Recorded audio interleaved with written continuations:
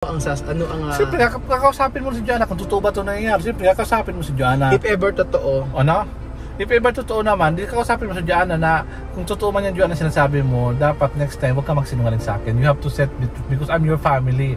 Ako lang pamilya mo dito sa Pilipinas. Kung nagkataon dito ka na, at walang ibang mahihinga ng tulong, kundi ako lang. Kaya, magpakatotoo ka sa akin. Ayan po mga amigo, malinis na naman po. Kamusta po, Ninang? Hindi ka na naman napagod. Hindi. Nilinis ni Ninang lahat yan. O ayan, o. O ayan, nilinis ni Ninang lahat. Hindi naman nakakapagod. Hindi, nakapagod. Wala kang ginawa eh. Naglinis si Ninang kahapon dito. Kasi di ba nga ang lakas ng ulan dito sa amin. So, si Ninang, alam nyo naman, sipag yan. Ayan po mga amigo. Malinis na naman sa lugar natin. At for today's video, ayan, nandito na naman po tayo para ipakita ko po sa inyo yung natapos sa maghapon. Yes po mga amigo, nakapayong ako kasi po mainit. So salamat sa Lord dahil sa mga nag-check-in sa atin. Malaking bagay po ito mga amigo. At sa paghahanda po natin sa pagdating ni Waka Waka at saka po ni Wesley. So ayan po, kompleto pa rin po ng mga hollow blocks dito. At ewan ko kung ano yung natapos nila. Pero sabi ko nga maganda na po yung lugar na ito. Sa susunod, palagyan na lang muna namin ng mga lupa ito, ng mga graba-graba. Pero importante, saka ko na ito paanuhan, ganito. Papaplatadahan. Mahalaga po ang mahalaga po mga amigo ay mabakuran. Yes po. So ayan ang ating mga kababayan na kung saan patuloy po nagtatrabaho. So ano na kaya ang latest dito? Nakapagbuhos na ba sila? So parang konti yata ang gumagawa ngayon. Bakit kaya? Buti nga maraming graba. Magkano kaya yung graba na binili ni Ninong na ganun eh? Ayan. Ayan po mga amigo. So nandito na po sila. Anong gagawin nila dito?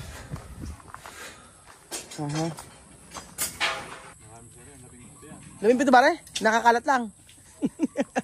Labing-pito na naman pala ano. Okay lang yan. Sige, diretso. Ayan po mga amigo, 17 ang gumagawa ngayon. Nakakalat lang daw. Yung iba hinahanap-hanap ko. So, tingnan natin. Nagpahukay ka na ba ron? Oo nga. Basa pa rin eh. Saan? Sige, check ko. Pinaon na rin ni Ninong. Bakit parang tinuwi kahapon na yung naglalagay kay Jenny? Ba't ngayon yung naglalagay para kayo? Kala ko natapos na. Pinanawa namin sir ka, nagsasay kami ng ano doon. Ano ko kayo ba ron? Baka matibag at ngayon pa kasi. Oo, nag-gets ko na. Malambot pa. Kaya hindi nyo mo tinapos. Kaya nga Tama. Oo nga naman. Kasi kahapon ginagawa nila yan. Ini-expect ko matatapos. Pag kinuloy-tuloy nyo, matibag. Matibag. Si Riley nag-ano na rin? Ano rin pala si Riley.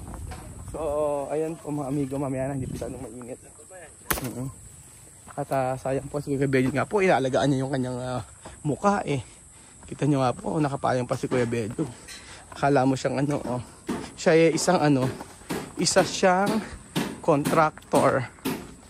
Ayan po si Kuya Bedyon. Ba't parang nangingiti ka Kuya Bedyon? Ba't nangingiti ka? Ba't ka naka-smile? Sige mo. Tapos na. Naghuhukay na sila sa kabila eh. Siyempre, ayan mga amigo.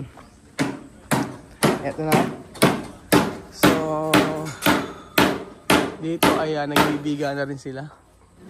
Hopefully, ngayong week maraming matapos. Nag-aayos sila. 17 pala sila. Naghukay ka na rin? Magkakabot po ng dami. Magkakaben. Dito nagkukay na raw sila dito. Ayan po mga amigo, patuloy pa po ang trabaho dito.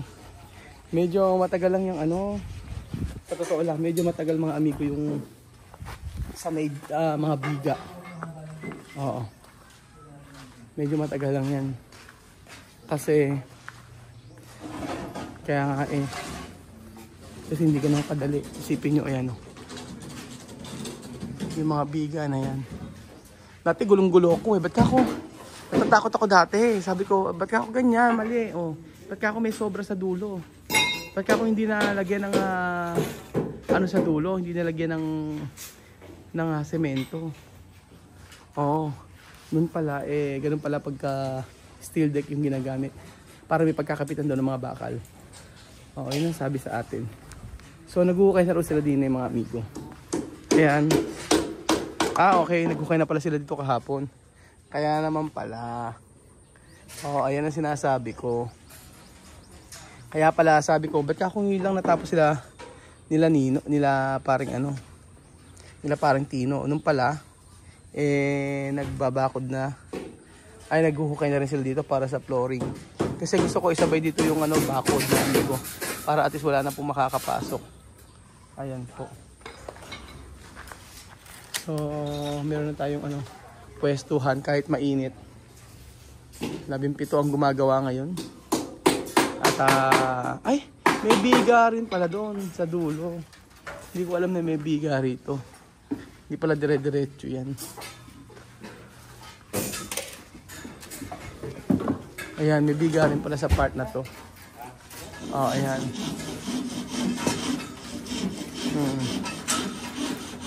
May biga rin pala dito. Tapos ito yung sagda natin. Di ba? Tapos, ito syempre, magkakaroon ng biga rin dito. Ngayong week, marami na yan. Kaya pala, 17 nga pala gumagawa. Mga nakakalat lang.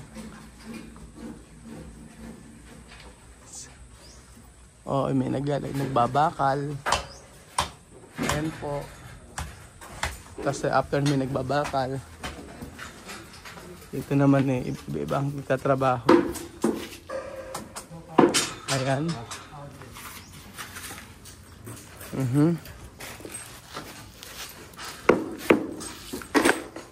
Maganda kasi mag-vlog, video yung habang may nagtatrabaho. Kesa yung walang ginagawa, binibidyo lang natin.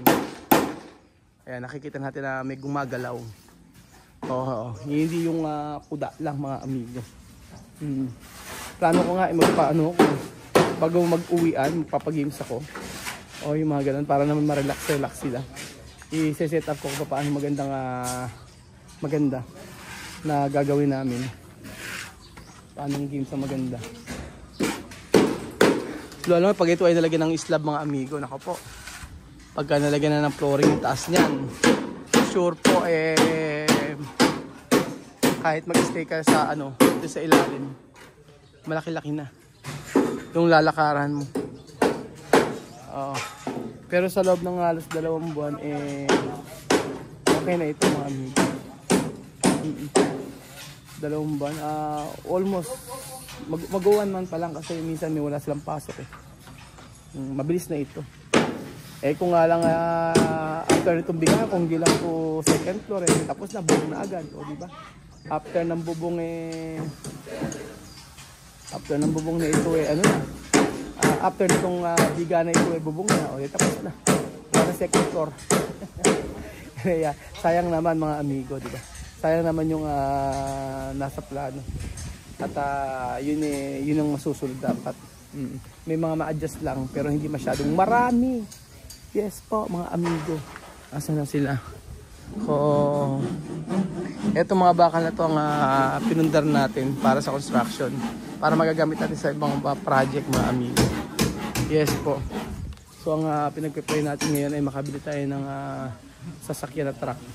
Para po lagyan ng mga gamit natin pagka nag-start na ng construction. Kasi umaarkila lang po kami mga amigo. Umaarkila lang kami, medyo mahal yung arkila. syempre mas maganda may sarili para panghakot ng mga materyales. Yun po mga kababayan ko. And then so ayan po mga kababayan ko, ito na yung nagawa mula kahapon. Parang hindi lang siya gumagalaw, parang wala nga natatapos. Pero don't worry, sa ganito kalaking pinapagawa natin, tingnan nyo po, ay sure naman po na merong natatapos sa bawat araw. 17 yung gumagawa, enough na yon mga amigo, para mabilis matapos yung ating pinapagawa. Medyo malaki lang pasahod, siguro nagre-range po ng almost, if I'm not mistaken, like 1 week siguro, almost 80,000 ang pinapasahod natin. So bukas po mga amigo, magsasangla po ako ng alahas. Yes po, para po wala namang masamang magsangla. Para pang pasahod. Nagsangla. Yes po mga kababayan ko, tayo magsangla ng alahas. Isang na ng lahat ng alahas, wag lang yung alahas ni Lenlen. Sabi ko kasi inyo, dalawa lang mas magandang i-invest. Unang-una po mga amigo, ang unang i-invest nyo ay lupa. And then after ng lupa, invest nyo yung gold. Para in the future, may magagamit po kayo. Entiende? Entiende? So ayan po mga amigo. At dahil po ang napakasarap ng ano na to, konting palakihin pa natin. Nahulog ni iba eh. Malinis na. Pero I just want to say thank you sa lahat naman nag-check-in sa atin. So maraming may mga nag-check-in sa atin. Hindi man na fully book ngayong buwan, pero at least ang nakikita ko rito ay hindi naman nababasyo. O di ba mga amigo, that is really good na hindi mabasyo. Oo. Hindi mabasyo yung ating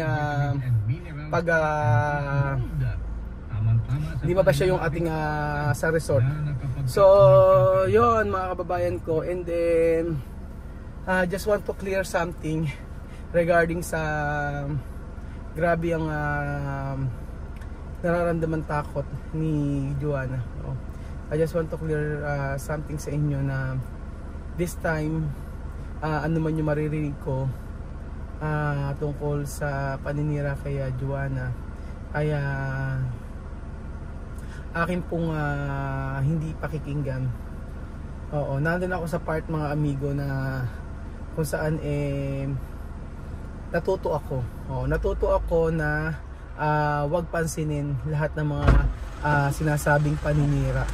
Yun po mga kababayan ko. Kasi ngayon parang nagiging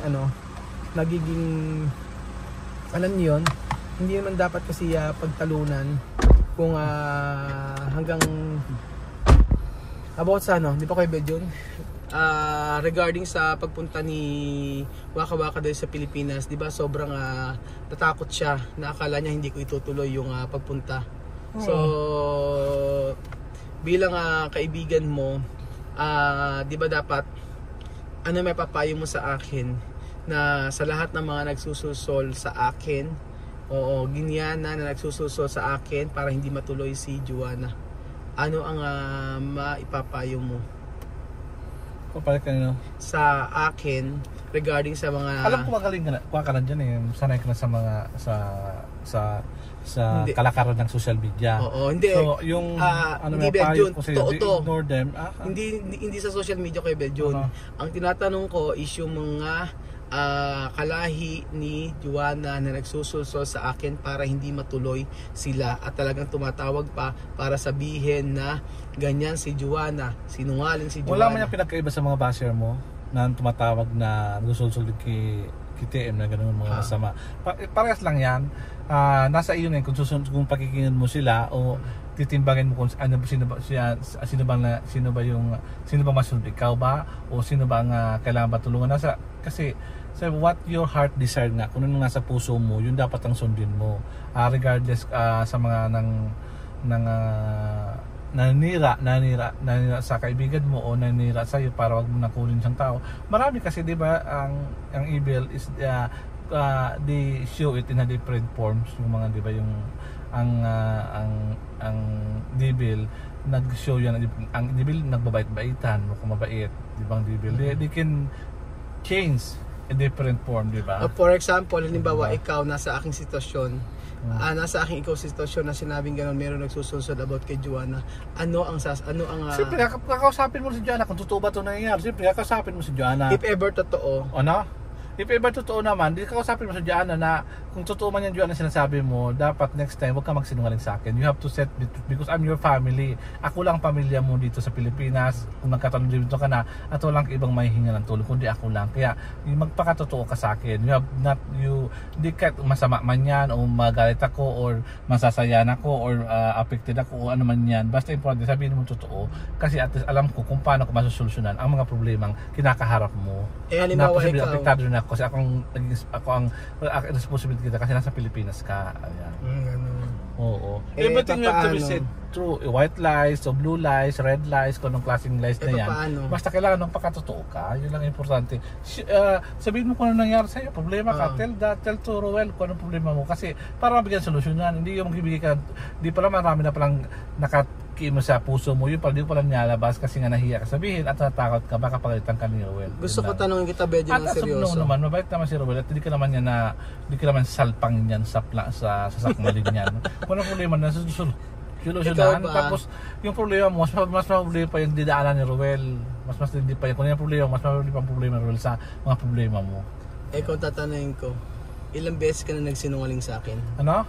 Ilang beses ka na nagsinungaling sa akin ng white lies? Isang sinungaling? Siguro mga 2 o 3, 4 siguro ganun. Kasi alam ko naman ako, sinungaling talaga Roel. Totoo, di ba? Kasi alam mo, pinagkasinungaling ni Bedyo, sasabihin ko, isplok ko. Ano yun? Pag umu-order ka. Yung sa Shopee, yung mga ganun. Bala ako sa may mga order si Kuya Bedyo. Yung mga Shopee lang. Di okay lang naman yun, mga amigo. So, ayan po. Ano nilang? Hindi nga kumangga. Sige, kumuha ka na. Kumuha ka na. Huwag lang yung isa pinakamalaki. So ayan po mga amigo, thank you so much po sa panonood ng episode na ito. At hindi ko talaga alam na nagsinungaling si Bedyon, sa kanya lang lumabas. Pero nalaman mo na rin kasi nalalaman ko naman din, pero wala naman. Ang pinaka-importante kasi Bedyon, yung sa pagsasama na magkaibigan, dapat nagsasabi ng totoo. Pangalawa dyan ay kahit masakit, sasabihin mo kasi alam mo, mahirap kasi naman itinatago. Diba yung sinasabi ko sa'yo? Oo. So, kaya sabi ko kay Joanna, ano man yung narinig ko, hayaan mo na, personal mo na yan, ayan, bahala sila. Kasi marami talagang nagsasabi na, nako, kung alam nyo lang, pagka nakarating sila dito sa Pilipinas, ikukwento ko sa inyong buo kung bakit, ano yung mga paninira kay Joanna. Pero, sa akin, close na yung part na yun sa akin. Ang pinaka-importante po sa akin, mga amigo, ay, yung pagpunta nila dito ay wala na makakapigil. Ano na po, sure na po yun. So, thank you so much po mga amigo at God bless po sa inyong lahat. Yung